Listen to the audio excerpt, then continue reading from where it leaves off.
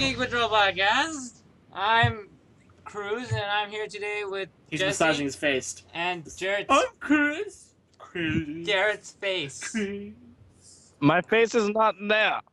Yes, it is. It's your nose. It's your nostrils. Your giant monster nostrils. Oh, okay, that's my best feature. So I can't. But also- I can't minimize Jarrett's face and make my face bigger. That's fine. You don't need to see your face. You don't like people seeing your face anyways. No, I don't. It's just so weird having Jarrett's face on my screen next to Jesse's I feel like video. I don't, even though Cruz is Mexican, I feel like he could play the role as Pie Face. You know who Pie Face is? No. He's Hal Jordan's Asian sidekick from old comics. Wait. Oh God. Jesse, we've What? already- His name is Pie Face? Is that racist? I believe so. Well, like I said, my dream role would be Blue Beetle, the Mexican one. The lame one, you mean? The cool one? Are you kidding? He's Mexican. The How can he lame not be cool? He's so nerdy. Or there's this one-shot Batman comic where this Mexican nerd dude asks out this like super popular chick, and then they go see Batman, because he like hangs out on rooftops for some reason. And if Jared could be one DC superhero, it would be the Creeper. what? Why? I Why? think he'd be either that Yeah, or at least- someone really creepy and not really important, like Dollmaker. Lawmaker's important. No, he's not. I'm just gonna leave and make my own podcast. And Jesse, I'll I'm be not Wilson sure who you'd Fisk. be. Huh? Yes. I'll be Wilson Fisk, better That's- known as the Kingpin. Yeah, Kingpin. I was gonna say that's Kingpin, right? But I wasn't sure. Of his Jared first hung name. up. Dang it. Jarrett, I'll get him back on. get him back. We We didn't even get to the main video content. I'm gonna have to cut this. No, you don't have to cut anything.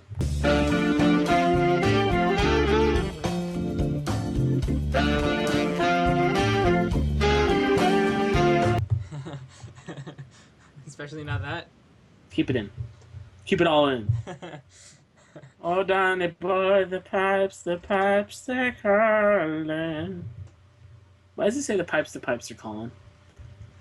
Because the pipes are calling.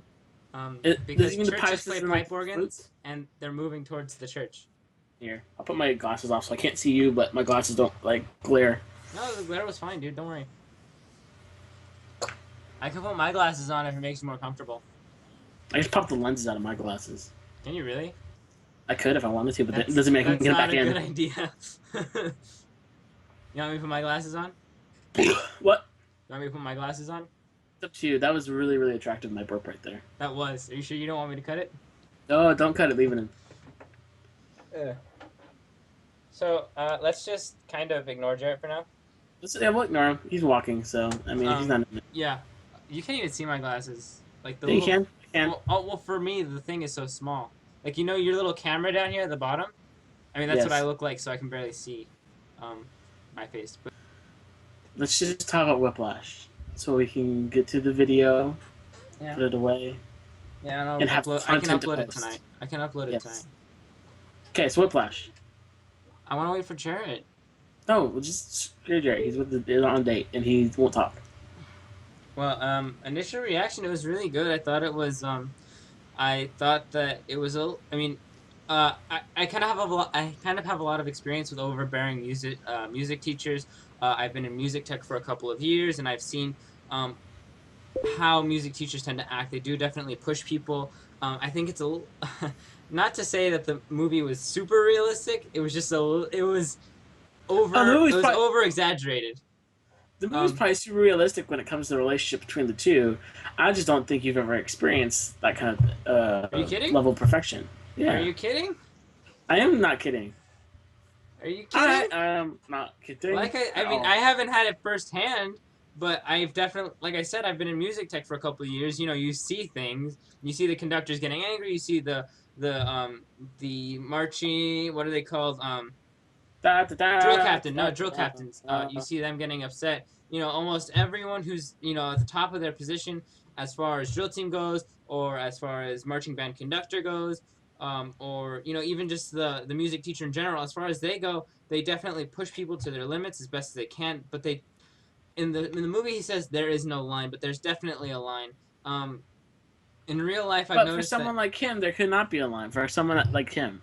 I don't think that that's a realistic goal. I mean, in the movie, for example, J. Jonah Jameson. I don't know the actor's name, but that's J.K. Simmons, come on, I man. don't care, man. He to me he's J. Jonah Jameson always, or the we are farmers. That guy. Ba-ba-dum-bum-bum-bum. Yeah, he's either J. Jonah Jameson or the farmers insurance You guy. never watched The Closer, I'm guessing. No, I've never seen the closer. Um, but anyways, he makes personal attacks on him, and that's not something constructive anywhere. It wouldn't help his music improve. He's like, that's why mommy could have walked out on you because you're such a loser. Well, first off, obviously not. Like, his mother was gone by the time he was born. Like, he never even knew his mother. That's just, you know, as a person, that's just a really bad thing to do. And as a conductor, it's something that drops morale, not boosts it or challenges it. When But he's not trying to boost morale. He's trying to like draw out the perfection in them. Yeah, but he's challenging them to do something better. But when you make personal attacks rather than attacks on the performance itself, and you draw away from something and you drop the morale. And But that's all right. But that I agree with you. But I'm saying from a person like that guy's personality perspective, though, that doesn't drop the morale. What it does is it drives him to be better, so he'll stop the attack. So he'll stop I kind of fixed the laying video thing. into you. What? I kind of fixed the video thing. I made myself bigger. Okay. Do you know what I'm saying though? Yeah, I get what you're saying. It's just that I've noticed that that's not how things end up as far as instructor-student relationships go. I do definitely agree with the statement that he made that there's no two words that are more harmful in the English language than a good job. I've noticed that. I mean, I know that that's true to an extent.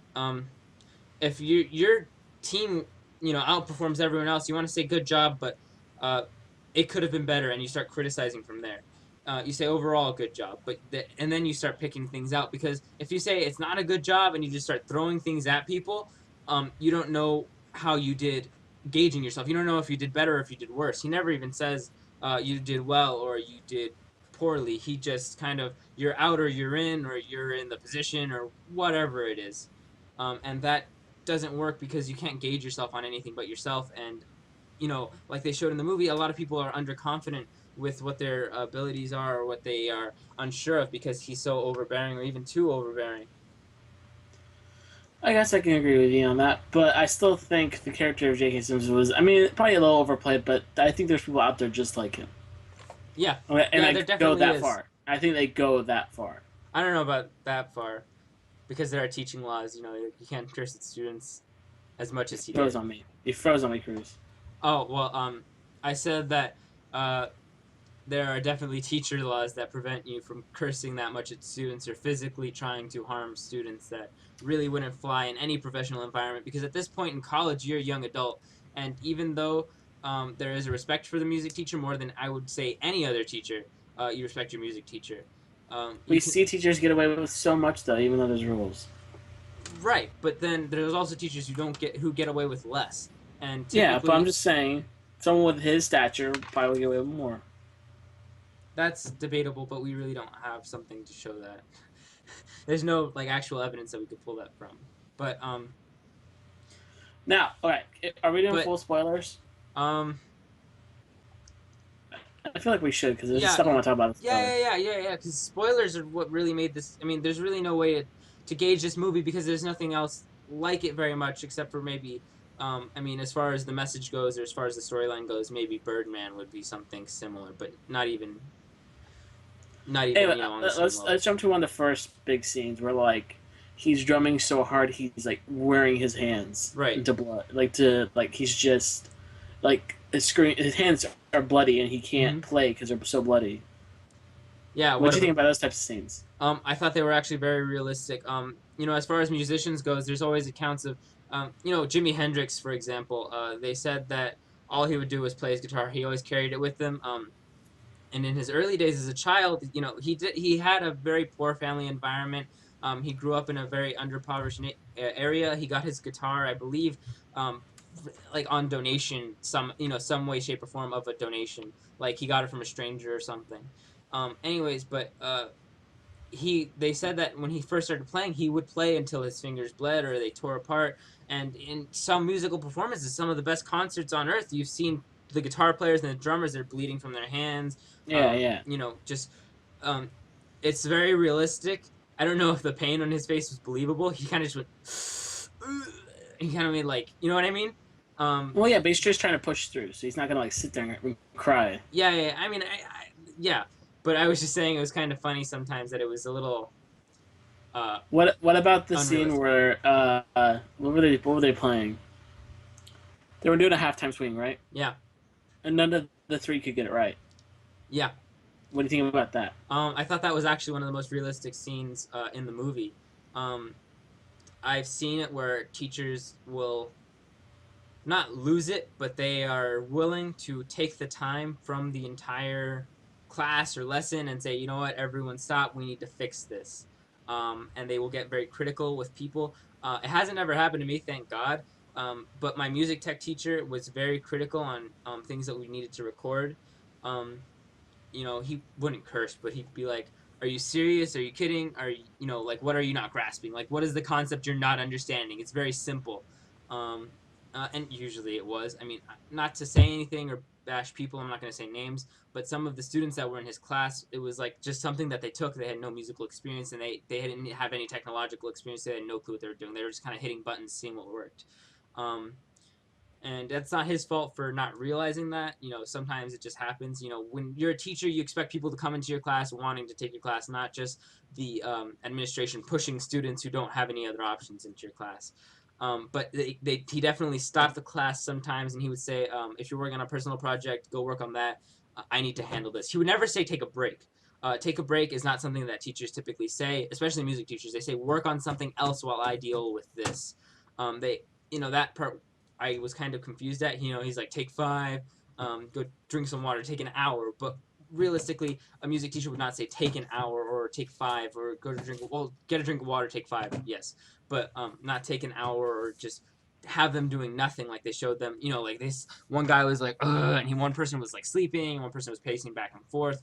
Um, that's not realistic, but taking a break and telling and dismissing the rest of the class to go work on something else was very real, and that's something that happens. And the overcriticism that happens until something sticks definitely is something that happens. So okay, we have a few more scenes. The car crash scene. Car crash scene. I was really amazed at the determination that he showed. Like dragging himself out of the wreckage and like I need to do this. But I've definitely, I mean, maybe not to that extent. That's pretty crazy. But I've definitely been in that position where I've fallen or I've tripped or I've gotten injured. Like my arm has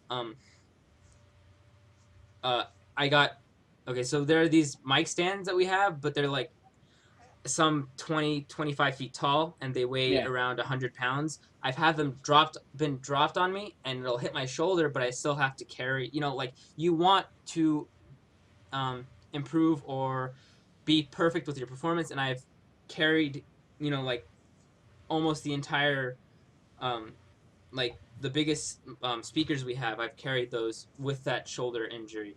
And I've even ran with those big 100-pound mic stands on my shoulder running. Not while the Yeah. shoulder was injured. This is 2 different occasions. Like I could not have ran with those stands. But we've been in those last minute crunch situations where you will risk some injury to or you're working through an injury that you normally couldn't work through just to finish a performance. For example, I did something not super dangerous, but something I probably shouldn't have done.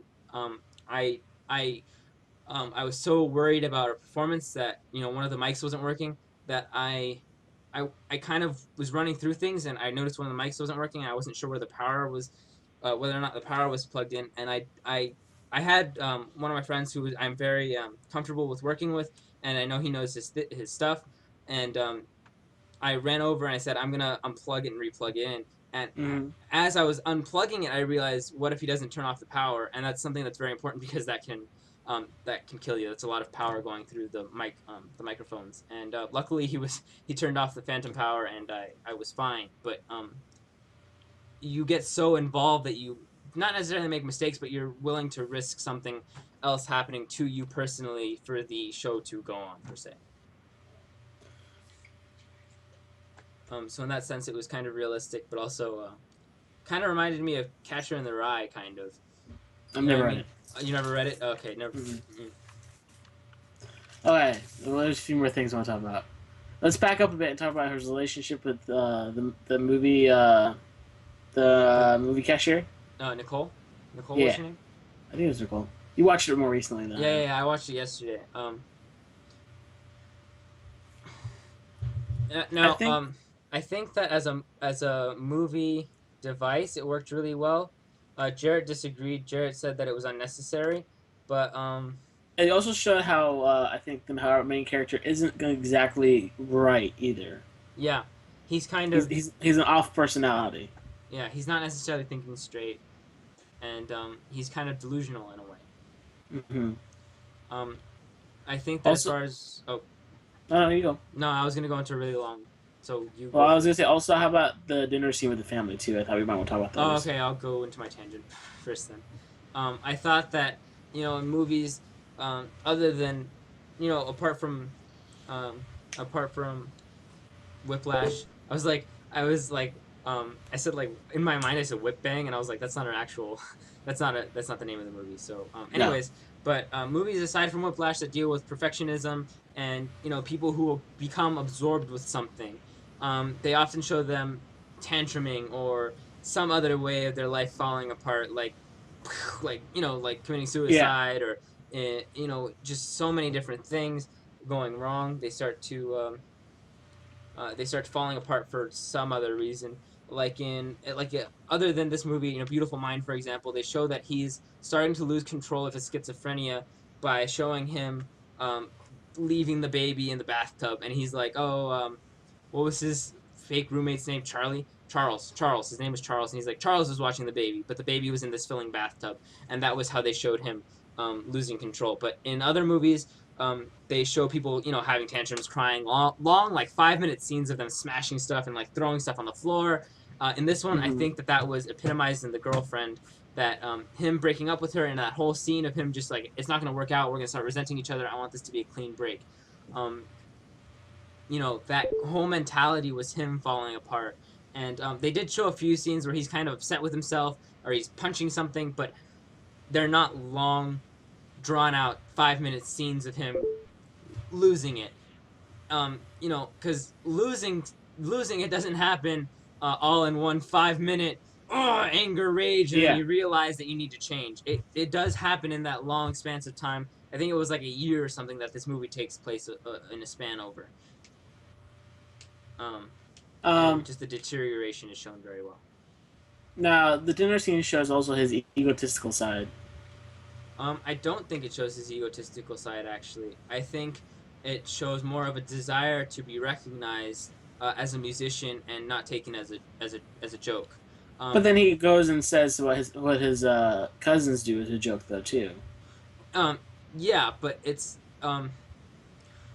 uh, coming from an artistic perspective, and I'm actually pretty good at animating. I haven't posted any animations because I get really angry at some of them and I delete them, even if they're actually pretty good. I'm actually working on one right now, and I will definitely upload that as soon as I can. Should be about next week sometime. Anyways, I'm actually pretty decent at animation, and I want to go to school for it, and it's what I want to do. But it's not necessarily something that's recognized as something you can achieve even though it really is. And I've seen not just me, but people in marching band or uh, where is it concert band or jazz band where their parents don't realize that we are moving away from sports. Do not epitomize sports and physical like prowess. Don't epitomize what it means to be successful, and that's kind of what he's coming from, is this kind of generational gap, and he's trying to be recognized because it definitely is a great feat to be at the world's best music school and in the world's best concert band on top of that, or jazz ensemble on top of that. And he's not getting the recognition that not only he feels entitled to, but he does deserve to an extent. He's definitely kind of overplaying it because of the jealousy, and he's not necessarily all there. But he's definitely right that more people who succeed as musicians go on to become successful musicians rather than people who play high school football or college football go on to become football professionals. It's tougher in that sense, and it's more skillful in a way. I mean, I'm not to say that sports. I can't play sports for my life. I definitely admire sports players, but the recognition that musicians do not get is definitely it should be there. Okay, so last couple scenes we're gonna talk about real quick, and then we'll give our final thoughts. Yeah. It's mostly been you because you know the experiences. Yeah. But okay, so let's just talk about the final scene, the last where he. We'll go through the first part. So he gets invited even after. Actually, no. Let's back it up. One of the old J.K. Simmons' old students dies in a car crash, but isn't it come out later that he killed himself, right? Yeah. It comes out that he killed himself. Yeah. So it shows how much he pushes someone and how it corrupts them eventually later on, and it ends up where Miles right? Miles Taylor. Yeah. Yeah. He eventually tells the school board what happens, and J.K. Simmons gets fired and moves on from it. So, and Miles is expelled from assaulting J.K. Simmons too. Right. So it goes to the point where he sees J.K. Simmons play, and they start talking, and he invites him to a professional show. And then J.K. Simmons knows though that Miles told the school board it was him. So to embarrass him in front of all these professionals, he doesn't give them one of the songs that they're going to play. Yeah. So he has to improvise. Mm-hmm. It doesn't go well. It doesn't go well at all. And so he is about to leave defeated, but then he runs back in and just starts playing Whiplash. Just starts going at it right away. He's just like he just cuts off J.K. Simmons and just starts playing Whiplash. Yeah. And I think sorry, you continue. Just to go back really quick, because I wanted to say something about that whole what was his name, like Cody Stein or Cody something. Yeah. That whole scene where he's crying about him committing suicide. I thought that some of the wording, and in that scene was very powerful. He says, instead of saying he was a good person or a good student, he says he played beautiful music, and I think that definitely comes into J.K. Simmons' character, is that he is more obsessed with creating musicians than he is about the personal or mental health of his students, and that definitely comes into the movie a great deal. And there's also that thing about like becoming one of the greats. He never had a great as a student, and then the point where J.K. Simmons is so angry at him, yet he just keeps on playing and leading the band into it all, and like doesn't he say to him, "Didn't you want one of the greats" or something like that? And then he just like blows it's a 10-minute scene of just beautiful drumming, and and then you see how actually the characters connect on a emotional level. And they're not enemies and they're not friends, but they're allies and trying to create something good. Yeah. And so I think it ends great, even though it's abruptly ended. I think it ends wonderfully. But something on that note, I think that J.K. Simmons becomes so absorbed in wanting to have a student as a great that he doesn't realize that he's letting one slip by. I think that is what this movie is that someone's very talented, and not only are they going unrecognized by people they want to recognize them, they're going unrecognized by the people who say they want to recognize them. I think when I'm done with this, I'm going to watch the end of Whiplash again. Yeah, because I really like that ending. Yeah, I really liked the ending. I thought it was... I think that his whole defiant stand of playing the drums really brought the movie full circle. I expected it a lot earlier, actually, to be entirely honest. I was expecting it when he got hit by the car. Yeah, that's when I was expecting, just for him to go up and start playing, and for for the pure fact that he got into the car crash and was able to walk away. What was it? Something like a mile. He was like, it's just a quarter mile or just a mile away. And then play drums on stage for like a minute. Well, yeah, for like a minute with glass in his head and blood on his face and his hands were like mangled almost looking. I thought that was really crazy and very powerful, and I think that he tried in a subconscious way to make that connection when he was yelling back and defying Simmons' character when he was talking about the drumsticks, that he left the drumsticks back right before the scene where he got hit by the car. I think that emotion was there, but he didn't have the actions to back it up. And at the end of the movie, he realizes what has to be done, and that's what he does. And that's play that music and prove to him that he is a great drum player. Okay, so I don't know what is it going to be our review system? Okay, so we're Geek Patrol, right? Yeah, we're Geek Patrol. And cops go on patrol. Well, there's very dangerous neighborhoods, so they go on patrol multiple times, right? All right. How many times would you patrol this movie? Oh my God, no. I'm gonna give you the same review I gave my parents when they asked me about it. I would give I would patrol this movie about 8.5 times out of 10 times total. No, let me rephrase. How many times are you planning? Like, patrolling, like, how many times are you planning on rewatching this? Oh, and rewatching it, I think I could probably watch this as many times as need be. I don't think there's a point where I'm going to get bored of this movie. I think just because of that ending scene, I could rewatch this movie. I could rewatch that ending anytime just to be inspired. Yeah, it's a very inspirational movie. I'm not going to deny it. I think that yeah, it was a little cheesy on the end. Not in the sense that the ending was stereotypical. Just the whole message of everything's going to be okay was a little cheesy.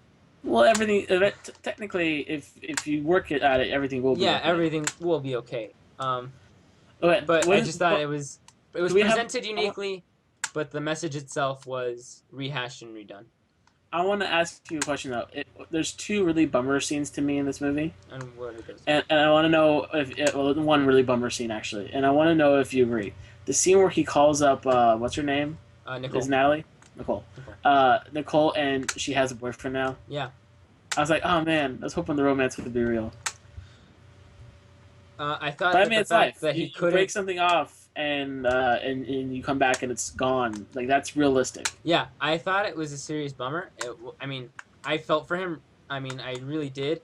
He became so absorbed in his art that he missed his chance. But I thought that, it kind of foiled the end of the movie itself and showed.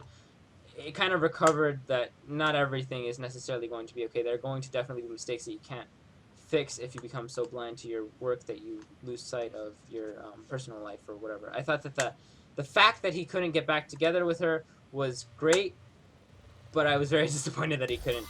Yeah, fix that. I think it's disappointing, but I mean it happened. Yeah. Okay, so with that, I think we should say keep Patrol out. Patrol out. If you like that video, please check out our other videos. We have other movie reviews and gameplay footage.